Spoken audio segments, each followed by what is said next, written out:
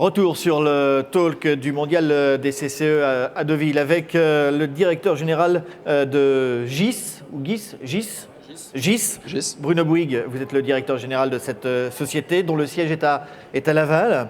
C'est une PME qui a été créée en 64, qui a été reprise par vous et votre père Nicolas, je crois, en 98. Tout à fait. GIS, vous êtes un acteur majeur, on peut le dire, dans la conception, la fabrication d'équipements de soudage et également de matériel pour le secteur automobile. C'est bien ça? Tout à fait. Alors, quels sont vos clients? Alors GIS, c'est à peu près 600 collaborateurs avec deux gammes, comme vous l'avez dit, soudage et matériel automobile. Donc pour le matériel automobile, c'est la distribution de pièces et d'équipements automobiles partout dans le monde. Et pour le soudage, c'est deux types de clients.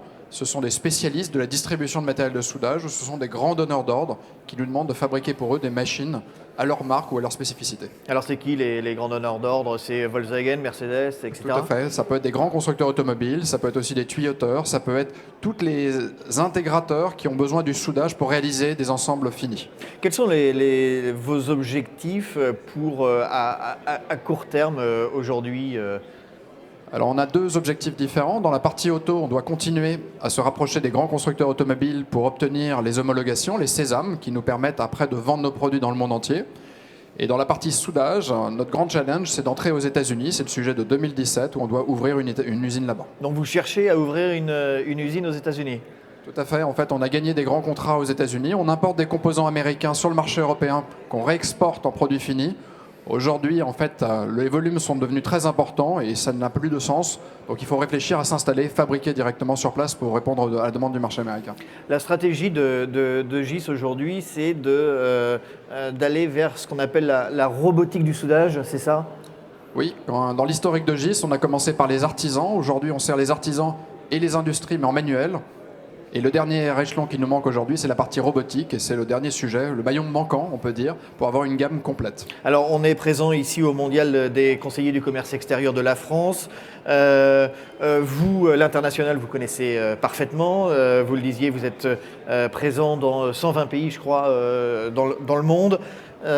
Vous-même, vous visitez, je crois, plus de 30 pays, je crois, par an. Donc, vous passez votre vie dans les avions, j'imagine. Quelle est l'image que la France a aujourd'hui à l'export?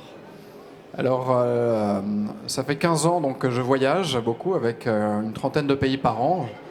Et j'ai vu l'évolution de l'image de la France. Alors, on a eu une petite glissade qui s'est arrêtée il y a à peu près 2-3 ans avec un accélérateur de cette glissade qui a été notamment la taxe à 75%. Qui a fait beaucoup de mal, ouais. Qui a fait beaucoup de mal parce que lorsque je partais à l'international, la première question de tous mes clients, c'était « est-ce que c'est vrai ?» Alors bien sûr, ça s'est arrêté et je dois tirer un coup de chapeau à la nouvelle génération d'entrepreneurs dans la technologie parce qu'aujourd'hui, on est passé « est-ce que la taxe à 75% existe ?» à « bravo à la French Tech ».